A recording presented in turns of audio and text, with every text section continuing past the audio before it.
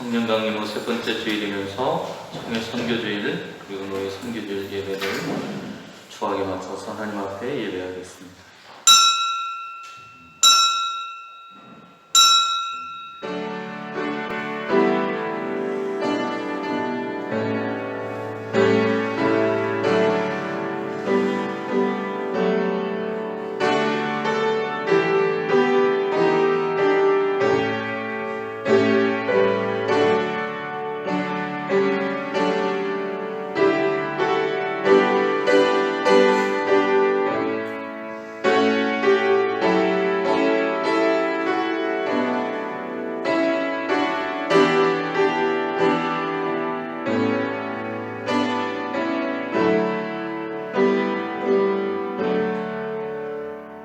지혜 있는 자가 어디 있느냐? 선비가 어디 있느냐? 이 세대의 변론가가 어디 있느냐? 하나님께서 이 세상의 지혜를 미련하게 하신 것이 아니냐?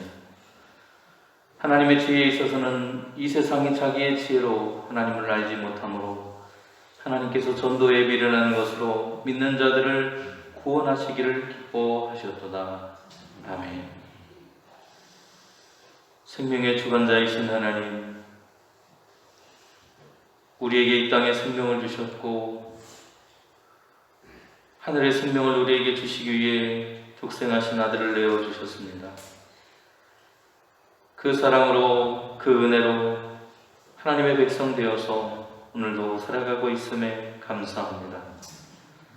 매일 매 순간 우리에게 주어주시는 하나님의 그 크신 사랑과 은혜를 잊지 않고 살아가도록 우리의 걸음을 인도해 주셔서 감사합니다.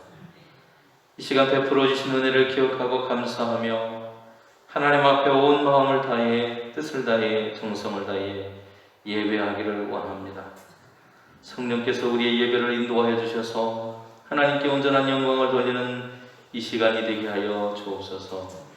예수님의 이름으로 기도드립니다. 아멘.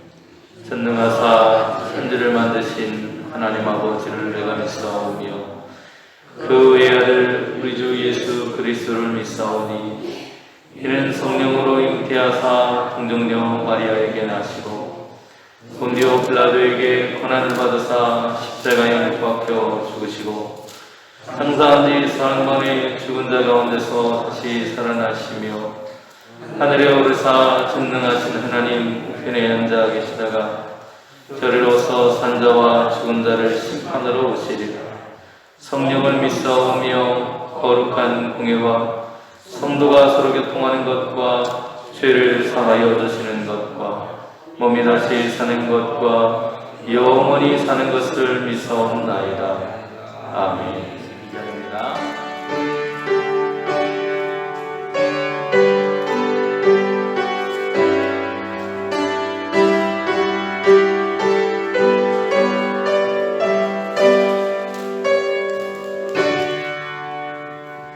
만유의 주 앞에 감사를 드리고 감격매하면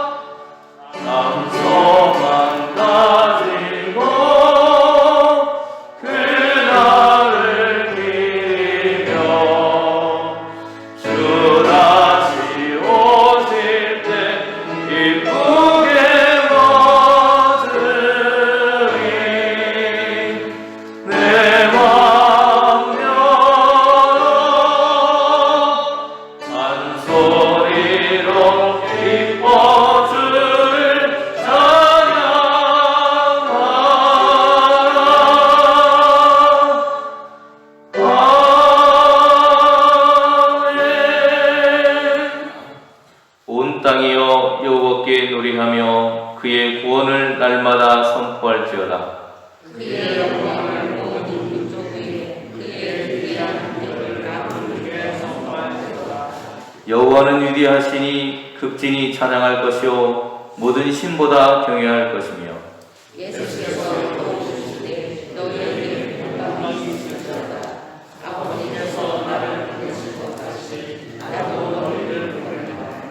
그러므로 너희는 가서 모든 민족을 제자로 삼아 아버지와 아들과 성령의 이름으로 세례를 베풀고 내가 너희에게 공부한 모든 것을 가르쳐 주게 하라.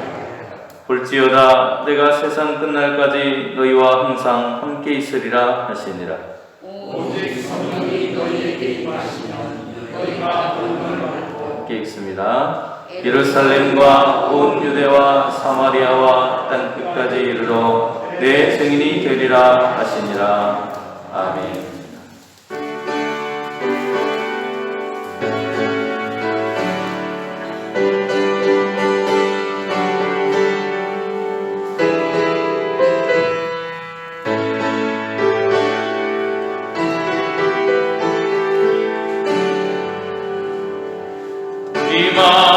임하소서 임하소서 바람 같은 성령이여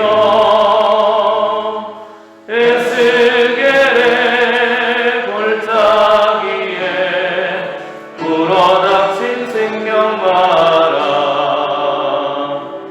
오순절날 다락방에 말씀으로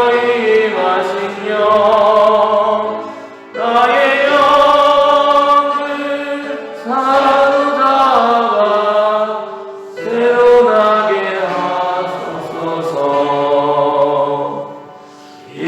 임하소서 임하소서 불과 같은 성령이여 불의 혀로 임하셔서 진리 알게 하시옵고 불세례를 베푸시어 죄의 뿌리 소멸하사 거룩하고 깨끗하게 변화시켜 주소서. 임하소서 임하소서 생수 같은 성령이여 거친 들의 샘이 솟고 사막에는 눈물 흐르고 생수 같은 주의 성령 폭포같이 부어주사 내 속에서 생명수가 흘러나게 하옵소서. 임하소서 임하소서 기름 같은 성령이여 은혜로서 치료하고 사랑으로 삼으시어 나의 영광 나의 삶이 강건하게 보전받아 어두운 세상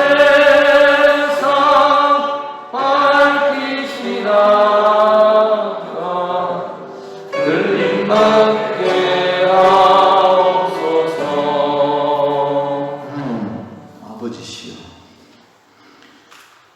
지난 한 주간도 저희들을 세상에 두시고 일용할 양식 의식주를 주셔서 저희들이 생업에 종사하면서 살아가게 하시고 귀하고 복된 성령 강림 후 셋째 주일 그리고 너희가 정한 선교주일을 맞이해서 저희들이 하나님 전에 나와 예배드릴 수 있는 은혜를 베풀어 주셨사오니 감사하고 감사합니다. 주여, 이 시간 저희들이 예배를 드리면서 저희들의 지난 한 주간 동안의 삶도 되돌아볼 때 어느 것 하나도 하나님 앞에 이것 잘했습니다 하고 내놓을 만한 것이 없습니다. 더 많이 이웃을 사랑하지 못하고, 더 많이 베풀지 못하고, 더 많이 전도하지 못하고, 더 많이 기도하지 못했던 이 부족함을 이 시간도 용서하여 주시옵시고, 저희들의 마음속에 이 시간 하나님께서 성령을 보내셔서 뜨겁게 달구어 주시옵시고, 저희들이 이 시간 드리는 예배가 하나님께 상달되는 아름다운 뜨거운 예배가 되게 하여 주시옵기를 간절히 빌고 원하고 기도를 드리옵나이다.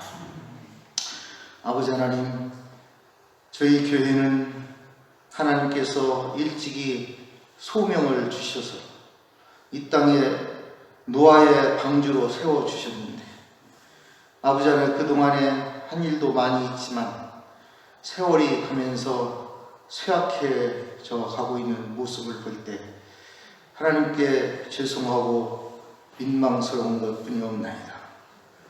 아버지 하나님이 저희들의 부족함을 용서하시고 우리 용산교회가 세상 끝날까지 이 지역에서 노아의 방주로서의 역할을 잘 감당할 수 있도록 주여 인도하여 주시옵시기를 간절히 빌고 원하고 기도를 드리옵나이다. 아버지 하나님, 저희 성도님들 가운데 지난주에는 다곡내 권사님을 불러가시고 오늘은 또 우리 김경수 권사님을 주님께서 불러가셨습니다.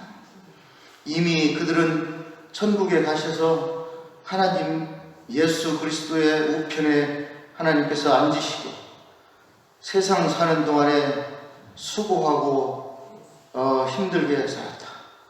내 너희를 편안히 쉬게 하리라고 하는 축복의 말씀 가운데서 이미 하늘에 계시는 줄 믿사옵나이다. 그 유족들에게 위로를 주시옵시고 모든 장례 절차에게도 하나님이 함께하여 주셔서 모든 일이 주 안에서 덕스럽게 은혜스럽게 이루어질 수 있도록 도와주시옵시고 위로하여 주시옵시기를 간절히 빌고 원하고 기도를 드리옵나이다. 주여, 우리 교회에는 또 두 자리가 비었사옵나이다. 주님께서 채워주시옵소서.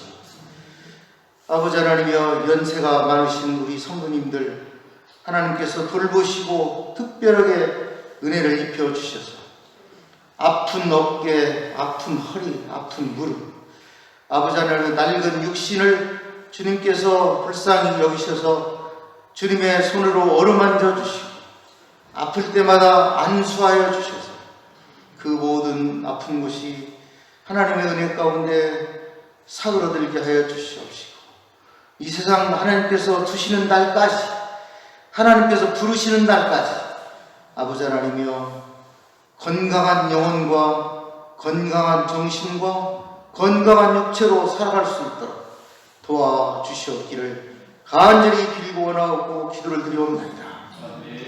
주여, 이 시간도 세계 도처에서는 분쟁과 아버지 하나님이여 다툼과 기근과 팬데믹, 코로나19로 인한 팬데믹으로 인해서 아버지 하나님 고통받는 사람들이 너무나도 많이 싸웁나이다.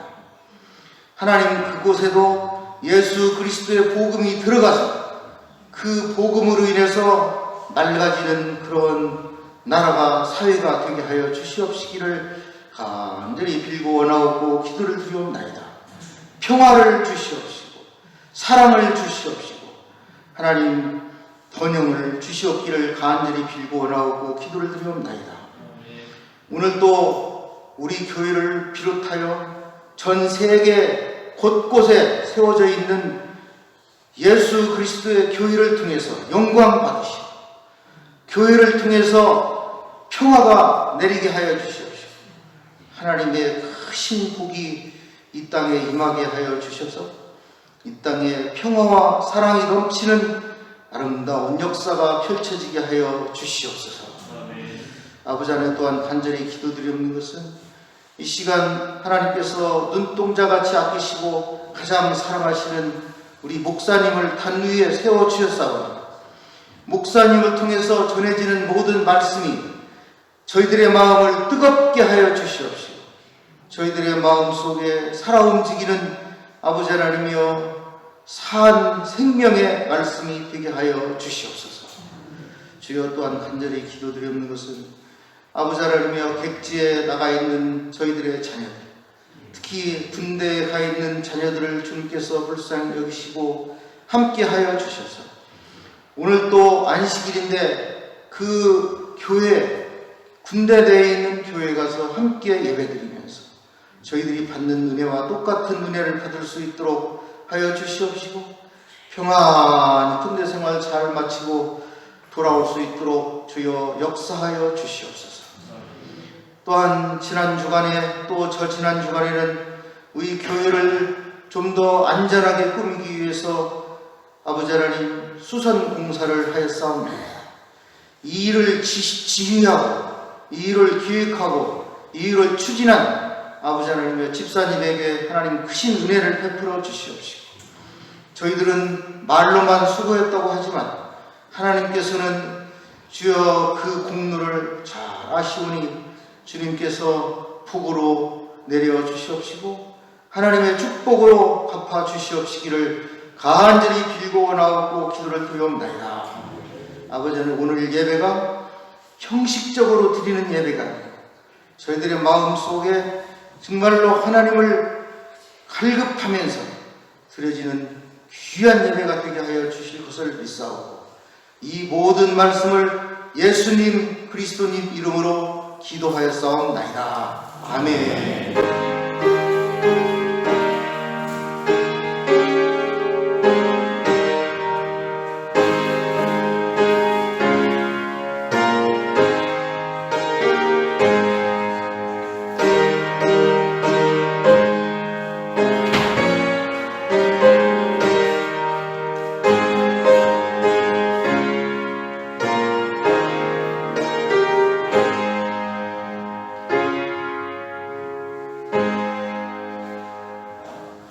함께 먹는 사람 중에 하나가 이 말을 듣고 이르되 무릇 하나님의 나라에서 떡을 먹는 자는 복되도다 하니 이르시되 어떤 사람이 큰 잔치를 베풀고 많은 사람을 청하였더니 잔치할 시각에 그 청하였던 자들에게 종을 보내어 이르되 오소서 모든 것이 준비되었나이다 하며 다 일치하게 사양하여 한 사람은 이르되 나는 밭을 샀음에 아무래도 나가보아야 하겠으니 청컨대 나를 양해하도록 하라 하고 또 한 사람은 이르되 나는 소 5겨리를 샀음에 시험하러 가니 청컨대 나를 양해하도록 하라 하고 또 한 사람은 이르되 나는 장가 들었으니 그러므로 가지 못하겠노라 하는지라 종이 돌아와 주인에게 그대로 고하니 이에 집주인이 노하여 그 종에게 이르되 빨리 시내의 거리와 골목으로 나가서 가난한 자들과 몸 불편한 자들과 맹인들과 저는 자들을 데려오라 하니라. 종이 이르되 주인이여 명하신 대로 하였으되 아직도 자리가 있나이다. 주인이 종에게 이르되 길과 산 울타리가로 나가서 사람을 강권하여 데려다가 내 집을 채우라. 내가 너희에게 말하노니 전에 청하였던 그 사람들은 하나도 내 잔치를 맛보지 못하리라 하였다 하시니라. 아멘. 오늘은 성령 강림 세 번째 주일입니다. 그리고 우리 장로님 기도하신 대로 총회가 제정한 선교 주일이기도 하고 올해 4월이 노예 선교 주일인데 코로나의 영향으로 노예 선교 주일이 되기도 합니다. 우리는 코로나19의 전국 속에서 여전히 살아가고 있습니다. 그런데 한국 교회가 이 코로나를 맞이하면서 선교하는데 너무나도 어려움을 겪고 있는 것이 현실입니다. 목자들은 그 중 하나의 원인을 교회에 대한 인식의 문제 때문이라고 말을 합니다.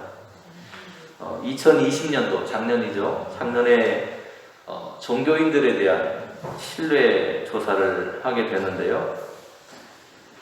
개신교에 대한 불신에 대한 조사를 해보니까 63.9%에 해당하는 사람들, 그러니까 10명에 6명 이상이 우리는 개신교를 불신합니다 라고 하는 그런 응답을 했고요. 종교를 갖지 않은 무종교인들에게 질문했을 때 그 비율은 더 참담한데 78.2%, 10명 중에 8명 정도가 개신교와 개신교인들이 어떻습니까? 라고 물었을 때 우리는 그들을 신뢰할 수 없습니다 라고 하는 답변을 했다고 합니다. 또 개신교가 어려운 그런 환경 속에 있다라고 하는 것을 우리가 알 수 있는 것은 청소년들의 복음화율이라고 말할 수 있습니다. 우리나라의 청소년들의 복음화율은 3.8% 정도 된다고 그래요. 작년에 또한 총회, 우리 기장 총회에 보고된 통계 그 자료를 보니까 작년에 한 해 동안 기장의 교인 수가 얼마나 감소했는가 라고 하는 그 통계를 보니까 12,000명 정도가 감소했다고 합니다. 12,000명이라는 숫자는 120명 정도 출석하는, 어떻게 보면 한 중견 정도 되는 그런 교회들이 100개 정도가 사라졌다라고 말할 수 있습니다. 굉장한 숫자죠. 이처럼 교인들이 감소하고 또 교회 안에 젊은 층들이 사라져가고 또 교회에 대한 불신이 만연한 그러한 모습들 속에 우리는 여전히 살아가고 있습니다. 이에 대해서 우진성 목사는 교회가 모이는 교회에만 머물고 있기 때문에, 교회가 모여서 하나님 말씀을 듣고 그 말씀을 가지고 세상으로 나가서 흩어지는 교회, 흩어져서 교회의 역할을 해야 되는데 모이는 데만 너무 몰두해 있는 한국 교회의 그동안의 그 모습들이 이제 폐해로 코로나 전국에 나타나고 있는 것이다 라고 말을 하고 있습니다. 그러면서 이 우진성 박사는 앞으로의 교회는 주유소와 같은 곳이 되어야 한다. 다시 말하면 흩어지기 위해서 교회가 모여야 된다는 것입니다. 교회가 세상을 위해서 존재해야 하기 때문에 그렇습니다.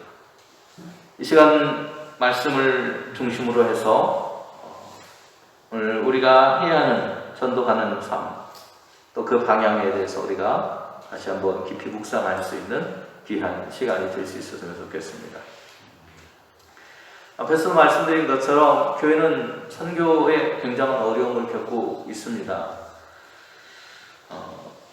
앞에서 말씀드린 것처럼 여러 가지 이유들이 있죠. 교회에 대한 신뢰도, 그리고 감소해가는 청년층, 그리고 교인들, 예수를 믿지만 교회를 나가지 않는 사람들. 그래서 그 사람들을 뭐라고 말하냐면 가나안 교인이라고 말합니다.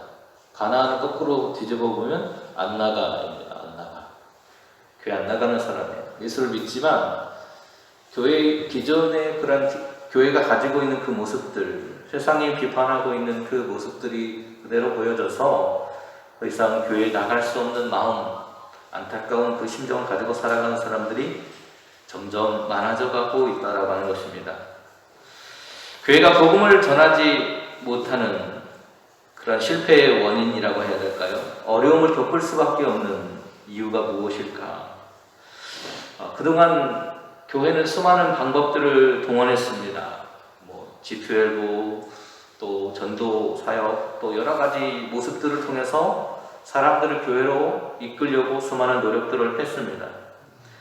그럼에도 불구하고 최근에 교회는 선교하는 것에, 복음을 전하는 것에 어려움을 겪고 있습니다. 그런데 오늘 보면 12절과 13절에는 왜 교회가 어려움을 겪을 수밖에 없는가라고 하는 것에 대해서 자그마한 힌트를 주는 것 같습니다. 12절과 13절은 이렇게 우리에게 말하고 있습니다. 또 자기를 청한 자에게 이르되 내가 점심이나 저녁이나 베풀거든 벗이나 형제나 친척이나 부한 이웃을 청하지 말라. 두렵건대 그 사람들이 너를 도로 청하여 내 가품이 될까 하노라.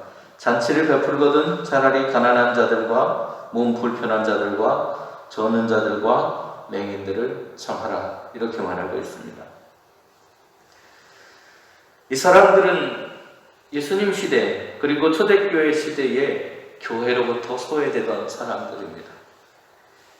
교회로부터 초청받지 못하는 사람들, 교회 안으로 들어오지 못했던 사람들이에요. 교회의 관심이 그들에게는 도달하지 못했던 모습입니다. 다시 말하면 그들과 소통하지 못했다는 것이죠. 교회의 관심이 소외계층이 아니라 당시 부유한 사람들로 표현되는 우리의 도움이 절실히 요청되지 않는 사람들, 그들에게 관심이 쏠려 있었다라고 하는 것을 알 수 있습니다.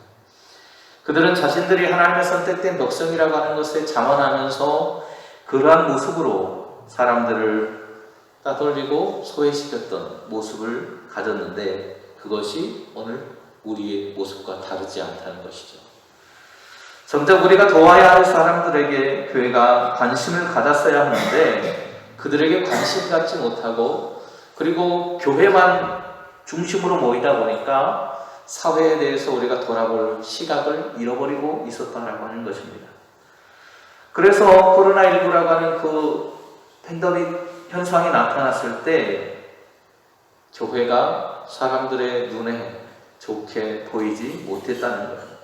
그래서 사람들은 교회를 더 이상 신뢰하는 공간이 아니라 그리고 신뢰하는 공동체가 아니라 믿지 못할 사람들, 자기만 아는 사람들로 인식하게 됐다는 것입니다. 그러한 현상들이 계속되다 보니까 1년 넘게 지속되었습니다. 그런데 그러한 현상들이 1년만 지속되었겠습니까? 그 전부터 있었다는 것이죠. 이것이 오늘날 교회가 선교를 하는데 어려움을 겪는 이유라고 말하고 있습니다. 그러한 현실을 바라보면서 예수의 정신이 사라지고 예수의 사랑이 사라져버린 그 교회를 더 이상 나가지 않는 가난한 교인들이 생겨났다는 것입니다. 교회의 교육이나 선교의 방향이 이제는 바뀌어야 된다고 많은 사람들이 얘기합니다. 지금까지 교회가 교회의 어떤 사람들을 모으는 일, 그리고 교회의 부를 축적하거나 사람들에게 예수를 믿고 복받으라고 하는 물질 중심의 교육, 기복적인 교육을 시켜왔다면 이제는 그러한 교육의 모습과 가치가 달라져야 한다고 말하고 있습니다.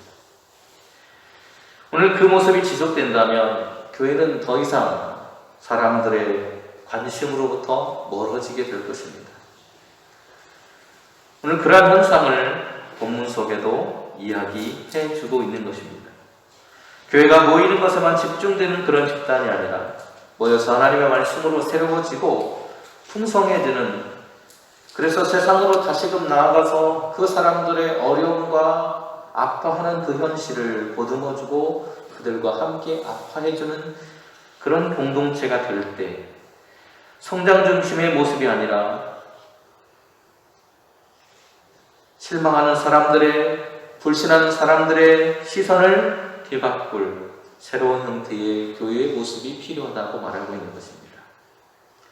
그동안 교회가 대형화되고 귀족화되어 버려서 어려운 사람들이 소통하고 그들의 아픔을 돌아볼 겨를 없이 몸을 불리는 데 집중해왔던 교회가 이제는 새로운 형태의 선교를 시작해야 한다고 말하고 있는 것입니다. 호세아는 이러한 현상을 이렇게 말하고 있습니다. 곡식과 새 포도주와 기름은 내가 그에게 준 것이요 그들이 바알을 위하여 쓴 은과 금도 내가 그에게 더하여 준 것이거늘 그가 알지 못한다. 포도주와 기름은 사람을 치료하는 일을 위해서 사용하는 것입니다. 그런데 자신들의 배를 늘리는 데 사용했다는 거죠. 그리고 은과 금, 물질이라고 하는 것도 하나님께서 우리 이웃들과 함께 더불어 살아가게 하기 위해서 우리에게 주셨다는 거예요. 그것을 주신 분이 하나님인데도 불구하고 마치 바알, 물질이 모든 것의 기준이 되는 것처럼 교회와 세상이 살아가고 있다는 것입니다. 그러한 세상 속에서 세상과 닮아가는 교회의 모습으로는 더 이상 세상에 하나님의 복음을 선포할 수 있는 길이 없다고 말하고 있는 것입니다. 이런 그들에게 하나님은 호세아를 통해서 이렇게 말씀을 이어가십니다. 그가 귀고리와 폐물로 장식하고 그가 사랑하는 자를 따라가서 나를 잊어버리고 향을 살라 바알들을 섬긴 시대일대로 내가 그에게 벌을 주리라 여호와의 말씀입니다. 오늘 이 시대를 꼬집는 모습이 아닐까 싶습니다. 귀고리와 폐물로 장식하고 교회가 화려한 외형을 갖추었음에도 불구하고 오늘 그 내실로 그리스도의 사랑이 사라져가는 오늘날의 현실의 교회의 모습을 그대로 꼬집고 있는 호세아의 모습을 봅니다. 그런 우리를 향해서 하나님은 잔치에서 그 잔치를 기쁘게 맞이할 수 없다고 말합니다. 우리는 하나님의 천국잔치에 매주 연습하고 모이고 있습니다. 여러분이 드리고 있는 이 예배는 바로 하나님 나라의 천국잔치를 오늘 이 땅에서 우리가 경험하는 것입니다. 그래서 오늘 이 천국잔치에 많은 사람들을 우리는 초청해야 하는데, 그러나 초대받고서도 오지 않는 사람들의 모습에 대해서 오늘 본문은 이야기하고 있다는 것입니다. 그들은 오늘 복음서에 나오는 예수님의 비유와 같이 천국의 잔치에 그 맛을 볼 수 없다고 말합니다. 왜냐하면 바울 서신에서 말하는 것처럼 십자가의 도를 깨닫지 못하기 때문이라는 것입니다. 십자가의 도는 하나님의 능력이지만 멸망하는 사람들이 보기에는 미련한 것처럼 보였습니다. 멸망한 자들은 늘 분열을 일삼았고 그 중심에 서 있던 것이 바로 고린도 교회였습니다. 유대인과 이방인, 할례와 무할례, 나는 바울파, 아볼로파, 나는 이성주의, 나는 신비주의 하면서 교회가 자꾸만 분열되고 갈라지고 다투었습니다. 바울은 3차 전도여행을 떠나기 직전에 고린도 교회에 이러한 분쟁의 소식을 들었고, 그래서 바울은 그들을 책망하고 권면하면서 고린도전서라고 하는 편지를 쓴 것입니다. 그래서 고린도전서 1장은 문안 인사를 한 후에 자신이 사도의 권한을 가졌다고 하는 것을 변증하고요, 또 교회의 분열의 지금 그 상황들을 지적하면서 해결책을 내놓습니다. 그 해결책이 무엇이었느냐? 바로 십자가의 도, 십자가에 못 박히신 예수님을 바라보는 신앙으로 회복되어야 한다는 것이었습니다. 교회는 예수 그리스도를 중심으로 살아야 하고 그 예수 그리스도의 정신으로 살아야 할 뿐 아니라 그 예수 그리스도를 증거하는 공동체여야 합니다. 그것이 바로 우리가 흔히 말하는 선교라고 하는 것입니다. 사람들이 하나님 나라에서 떡을 먹고 복된 인생을 살아가도록 해줘야 한다고 오늘 본문 15절은 말합니다. 그것이 교회의 사명인 선교입니다. 그러나 초대받은 이들이 매사에 부정적이고 자신이 지혜롭다고 교만을 떨었습니다. 그래서 바울은 하나님께서 그들의 지혜를 멸하고 총명을 피할 것이라고 경고한 적이 있습니다. 교회는 더 이상 자신이 지혜롭다는 교만에 빠져서는 안 됩니다. 또한 세상의 사람들이 그러한 교만에 빠지지 않도록 그들에게 경고해 주어야 합니다. 그들의 복음을 전하는 것이 교회의 사명이기 때문입니다. 그러나 교회도 세상 사람들도 쉽게 변하지 못한다는 데 문제가 있죠. 본문은 사람들의 불신앙에 대해서 경고합니다. 그러나 자세히 읽어보면 잔치에 초청받고 참석한 이방인들에게는 풍성한 은혜를 베푸신다고 말씀합니다. 이렇게 복음은 믿고 받는 사람들의 소유가 됩니다. 선민이라고 하는 어떤 자격이 그들을 구원하는 것이 아니라 예수 그리스도를 믿는 그 믿음 가운데 서 있는 사람들, 그들이 구원의 그 감격 속에서 하나님의 잔치에 참여할 수 있다는 것입니다. 오늘 15절은 이렇게 말합니다. 함께 먹는 사람 중에 하나가 이 말을 듣고 이르되 무릇 하나님의 나라에서 떡을 먹는 자는 복되도다. 저와 여러분은 하나님 나라에서 떡을 먹는 자가 되어야 할 줄로 믿습니다. 그리고 그러한 사람들이 우리의 잔치에 참여할 수 있도록 끊임없이 복음을 증거해야 합니다. 하나님의 나라의 잔치는 이러한 겸손한 사람들과 이 땅에서 상처받는 사람들의 것이라고 주님은 말씀하고 계십니다. 그러면서 사람들은, 그러니까 이 잔치에 오려고 하지 않는 사람들이 있었다는 것이죠. 따라서 예수님께서는 이렇게 말씀하십니다. 이르시되 어떤 사람이 큰 잔치를 베풀고 많은 사람을 청하였더니 잔치할 시각에 그 청하였던 자들에게 종을 보내어 이르되 오소서 모든 것이 준비되어 있나이다 하며 다 일치하게 사양하여 한 사람은 이르되 나는 밭을 샀음에 아무래도 나가보아야 하겠으니 청컨대 나를 양해하도록 하라 하고, 또 한 사람은 이르되 나는 소 5겨리를 샀으니 시험을 하러 가니 청컨대 나를 양해하도록 하라 하고, 또 한 사람은 이르되 나는 장가 들었으니 그러므로 가지 못하겠노라 하는지라. 여러분, 잔치가 준비되었고 음식이 모두가 준비되어서 이제는 사람들이 와서 먹고 함께 즐거워해주면 되는데 그 잔치에 올 사람이 없다는 것입니다. 이것이 슬픈 현실이지요. 모두마다 저마다의 사정이 없는 사람이 어디 있겠습니까? 오늘 그들에게 복음을 전했음에도 불구하고 그들이 핑계하며 자리에 참여하지 못했다는 것입니다. 그때 저희는 종들을 불러 모아서 그들에게 말합니다. 나가서 사람들을 데려오되 가난한 사람들, 몸이 불편한 사람들, 맹인들을, 그리고 다리 저는 사람들을 데려오라. 왜 그럴까요? 그들은 그 복음을 들으며 기쁨으로 그 자리에 올 사람들이기 때문입니다. 오늘 우리의 모습이 이러한 사람들을 외면한 채 교회가 여전히 자기 중심적인 모습으로 계속해서 우리의 고집을 부리게 된다면 교회는 텅텅 빈 곳이 될 것입니다. 또 주인은 말합니다. 아직도 자리가 비었구나. 나가서 길과 산울타리로 가서 사람들을 강론하여 데려다가 내 집을 채우라. 그 사람들에게 강하게 보내서 주님의 집을 채우라고 말씀하십니다. 그런데 여러분, 오늘 우리의 모습이 그 사람들을 맞이할 준비가 되어 있지 않다면 우리가 아무리 초청해도 그들은 그 자리에 오지 않을 것입니다. 그 자리에 참석하지 못한다면 그들은 하나님의 잔치를 맛보지 못할 것입니다.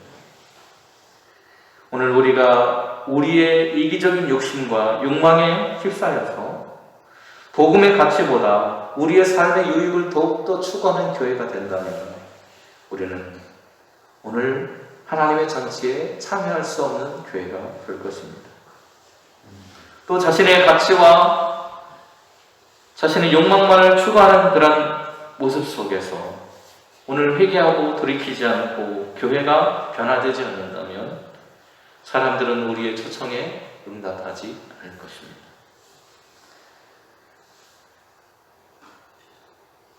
믿음을 저버린 이스라엘 백성들, 우리가 하나님을 향해서 우리의 모습을 회복하지 않고 회개하지 않는다면 하나님은 이방인들을 들어서 하나님의 구원의 역사를 이루어 가실 겁니다.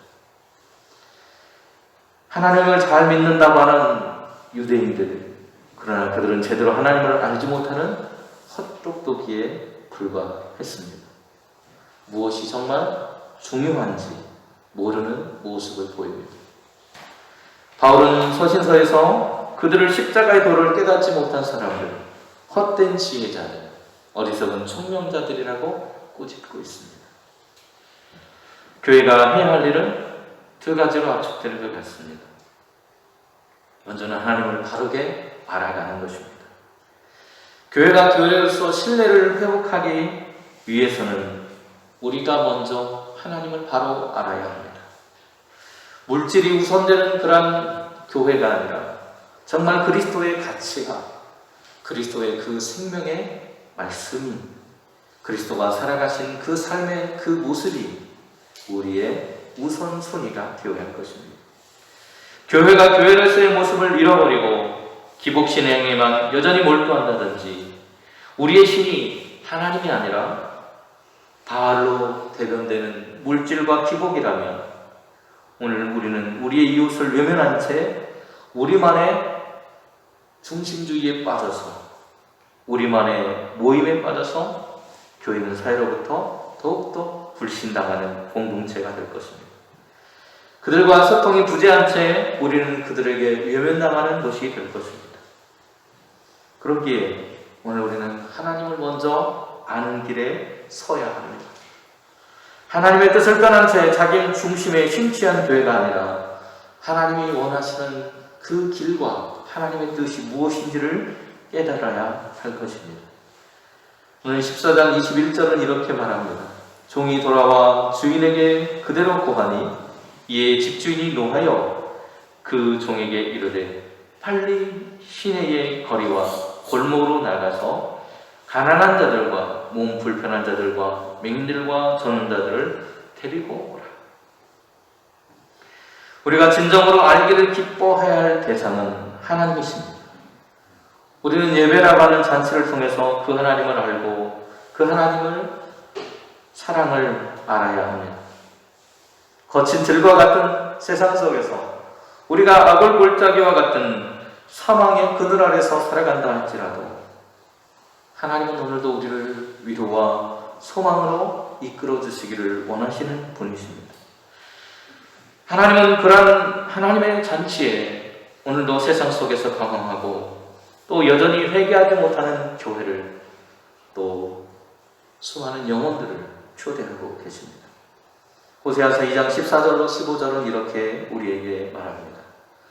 그러므로 보라, 내가 그를 타일러 거친 들로 데리고 가서 말로 위로하고 거기서 비로소 그의 포도원을 그에게 주고 악골 골짜기로 소망의 문을 삼아주리니 그가 거기서 응대하기를 어렸을 때와 애굽 땅에서 올라오던 날과 같이 하리라.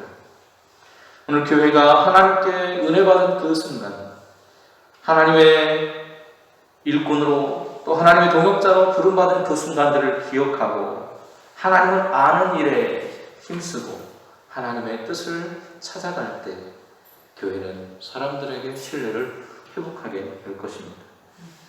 하나님의 부르심을 받은 자로서 우리가 증거할 것은 우리를 향하신 하나님의 사랑입니다. 우리를 위해서 십자가에 못 박힌 그리스도를 증거해야 합니다. 그것을 전하는 사명을 감당하기 위해서 우리는 하나님을 온전히 알아야 하고 우리의 삶으로 우리가 하나님의 자녀라고 하는 것을 매 순간 증명해 가야 할 것입니다. 시편 100편 3절은 우리에게 이렇게 말합니다. 여호와가 우리의 하나님이신 줄 너희는 알지어다. 그는 우리를 지으시니요 우리는 그의 것이니 그의 백성이요 그의 기르시는 양이라. 우리가 먼저 회개하고 하나님을 알아야 합니다. 하나님이 참된 창조주이시고 우리의 삶을 변화시켜 주실 하나님이라는 것을 알아야 합니다. 그 하나님을 알고 하나님과 함께하는 것이 인생의 참된 복임을 우리의 삶으로 살아내야 합니다. 바른 신앙 속에서 우리는 하나님을 바르게 예배하고 그 예배를 통해서 받은 은혜를 가지고 교회에 모여서 우리끼리 나누는 것이 아니라 우리의 이웃을 향해서 그 복음을 들고 나아가야 할 것입니다. 그래서 우리는 매주일 모여 하나님의 은혜를 받고 이곳에서 받은 은혜를 토대로 세상 속에 나아가서 흩어진 교회로서의 사명을 감당해야 합니다. 우리 이웃들에게 관심을 가져야 합니다. 그들의 아픔을 보듬어주는 교회 성도가 되어야 합니다. 다시금 교회의 신뢰가 그러한 모습을 통해서 회복되어져서 하나님의 잔치에 참된 기쁨과 맛을 함께 누리는 그러한 삶이 될 수 있기를 소망합니다. 기도하겠습니다. 우리의 걸음을 인도하시는 하나님, 오늘도 주인된 우리의 그러한 삶을 하나님은 사랑하셔서 하나님의 천국잔치에 우리를 초대하시고 우리를 하나님의 백성으로서 살아갈 은혜를 베풀어 주시고 우리에게 하나님께 나아갈 때에 소망이 있고 하나님과 함께하는 기쁨이 있기에 세상의 어떤 험난한 풍파 속에서도 악올 골짜기와 같은 죽음의 골짜기 속에서도 소망을 잃지 않고 살아갈 수 있는 존재가 되었다는 사실을 오늘도 깨닫게 하시니 감사합니다. 주님, 그 은혜를 기억하게 하시고 그 은혜 받은 자로서 우리 이웃들과 그 은혜와 사랑을 함께 나누는 교회가 될 수 있도록 우리를 인도하여 주시옵소서. 예수님의 이름으로 기도드립니다. 아멘.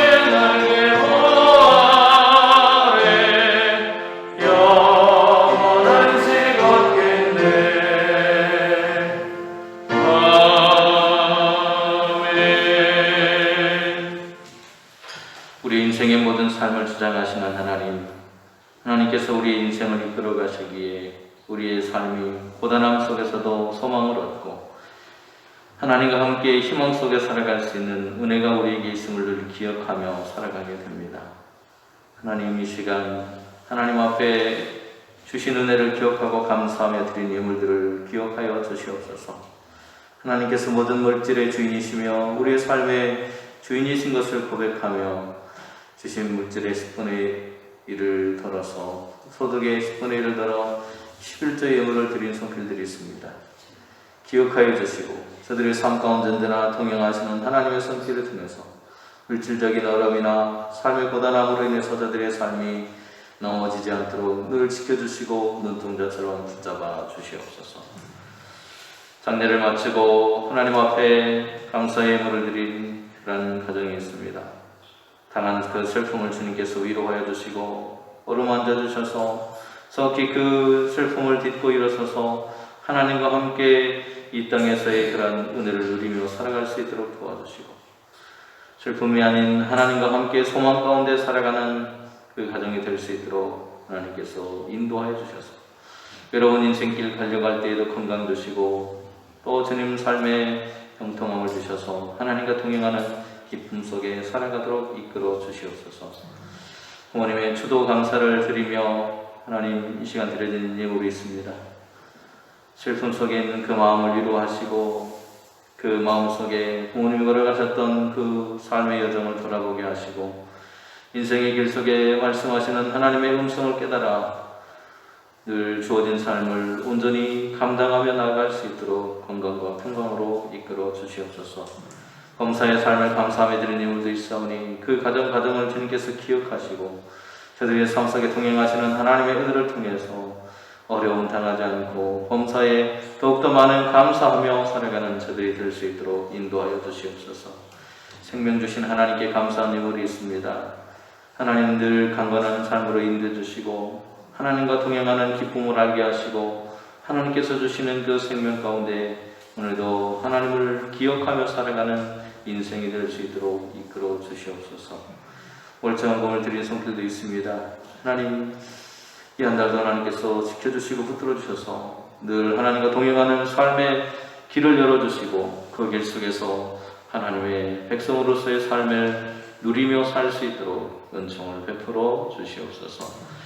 드려진 예물을 하나님 기뻐 받아주시고 이 예물을 통해서 하나님 나라와 생명을 구원하는 일을 위해서 몸된 재단을 돌보는 일을 위해서 아름답게 세워질 수 있도록 이끌어 주옵소서. 축복하며 예수님의 이름으로 기도드립니다. 아멘.